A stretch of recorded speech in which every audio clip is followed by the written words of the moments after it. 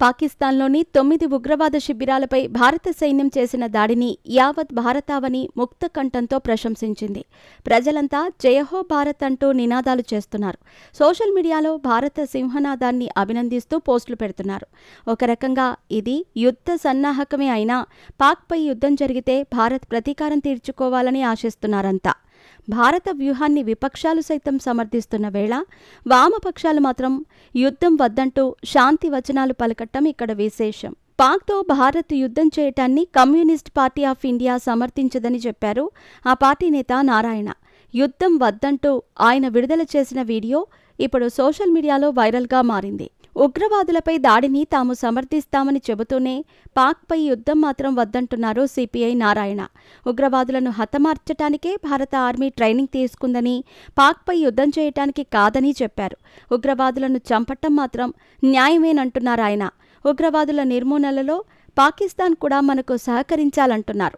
మన పోరాటం ఉగ్రవాదంపైనే కానీ పాకిస్తాన్పై కాదంటున్నారు నారాయణ.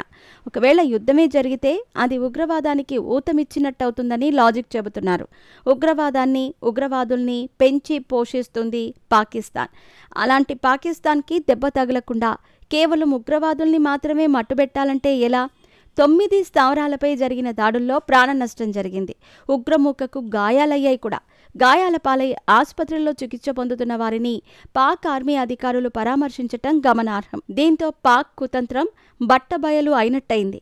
అంటే ఉగ్రమూకను ఉసిగొల్పుతోంది, వారిని పెంచి పోషిస్తోంది కూడా పాకిస్తానేనని తేటతెల్లమైంది. ఇలాంటి సందర్భంలో కూడా మనం ఊరుకుంటే ఎలా? పాకిస్తాన్కి నొప్పి తెలియకుండా కేవలం ఉగ్రవాదుల్ని మట్టుబెట్టటమేలా? పాక్కి యుద్ధం చేయకుండా ఉగ్రమూకను తుదిముట్టించటమేలా? మరి ఇందులో నారాయణ లాజిక్ ఏంటో ఆయనకే తెలియాలి. పహల్గాంలో దాడి చేసింది ఉగ్రవాదులే అయినా ఆ ఉగ్రదాడికి మూలం పాకిస్తాన్. వారికి రక్షణగా నిలిచింది, ఆశ్రయం ఇచ్చింది కూడా పాకిస్తానే. అలాంటప్పుడు మన తక్షణ కర్తవ్యం ఉగ్రవాదుల్ని మట్టుబెట్టడం ఒకటే కాదు, పాకిస్తాన్ని దెబ్బ కొట్టడం కూడా. భవిష్యత్తులో మన దేశం జోలికి రావాలన్నా, కాశ్మీర్లో అలజడి సృష్టించాలన్నా పాక్ వణికిపోవాల్సిందే. అలాంటి భయం ఉండాలంటే పాకిస్తాన్కి యుద్ధ భయం నేర్పాలి.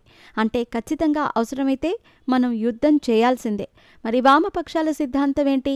యుద్ధం జరగకూడదు, ఉగ్రవాదం నాశనమైపోవాలి అంటే ఎలా? పాక్కి దెబ్బ తగలకుండా, పాక్కి నొప్పి తెలియకుండా, పాకిస్తాన్పై యుద్ధం ప్రకటించకుండా ఉగ్రమూకల్ని పూర్తిగా నిర్మూలించటం సాధ్యమేనా? ఒకవేళ సాధ్యమైనా తిరిగి మళ్లీ పాకిస్తాన్ ఆ సాహసం చేయకుండా ఉంటుందా? ఈ దశలో కేంద్రం ఏ నిర్ణయం తీసుకున్నా మనం మద్దతుగా నిలవాలి, సమర్థించాలి. రణభేరికి సిద్ధమైన ప్రతి పౌరుడు మద్దతుగా ఉండాలి.